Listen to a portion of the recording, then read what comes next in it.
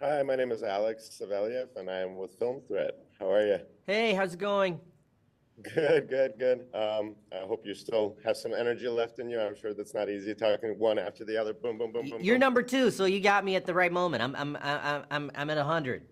You know what? You're not the first one to call me number two, so I'm I'm used to that. So I guess I'll get going. I know that you and Seth have been good friends for a while.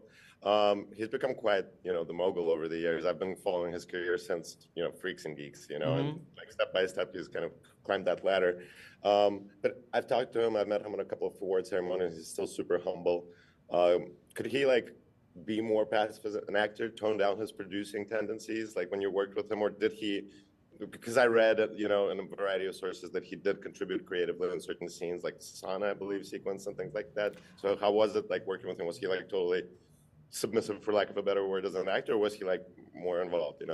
Well, I mean, one of the reasons I like working with him is he is down to collaborate, and he's thinking about the movie as a whole. And we talked about, I talked to him more about not just his character, but the entire movie, and kind of making it work. And he's had so much success in film, and he's always been a good mentor or advisor for me. So I get whatever I can from him. Okay, okay, that's great. And is there any particular scene where you guys had specific blast filming it? Like, was there a moment that stood out to you, like of all the sequences that was like the most fun to film? I mean, that scene where Keanu's eating food for the first time was really fun. The scene where the three of us are arguing in Seth's bedrooms was fun. The whole shoot was a really fun movie to do because we were shooting in LA, and it's a comedy, so you're having fun, you're laughing on set, but it was a great experience. Right. Speaking of comedies, it seems like, and I've noticed this, I'm sure a lot of people have noticed that the paradigm shift has been, so there's not a lot of comedies being released on the big screen in the Hmm. past couple of years. Yeah. It's been sort of like a rough time for comedies. This year it's been yours and like Naked Gun, and I can't think of like many other ones, I so think that's it. Yeah. I think that you guys are the sole ones at the party. So were you cognizant of that going in, and that this might be a challenge, and were you trying to kind of break through that and start this paradigm shift? And where do you see this in like 5 years? Do you think comedies are going to make a comeback? Because I feel like we need more comedies on the screen. We need more of that escapism, actually.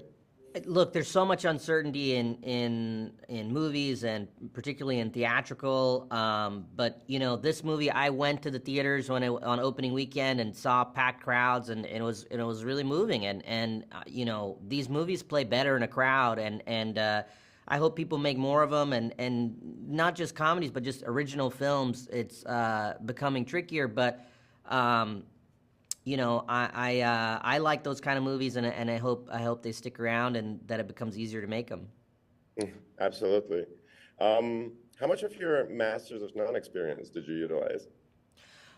Well, Master of None was almost like college to train to make a movie like Good Fortune, and there was a Master of None episode we did in season 2 called New York I Love You, where I'm not really in the episode much, and it's about three people in New York. One guy's a taxi driver, one guy's a doorman, and another woman is she's deaf. And to write that episode, we had to interview a lot of people and try to understand their lives in the same way I did for the character I play in this movie. So I was kind of familiar with that process of kind of learning about experiences that are not my own and how to translate that into a story.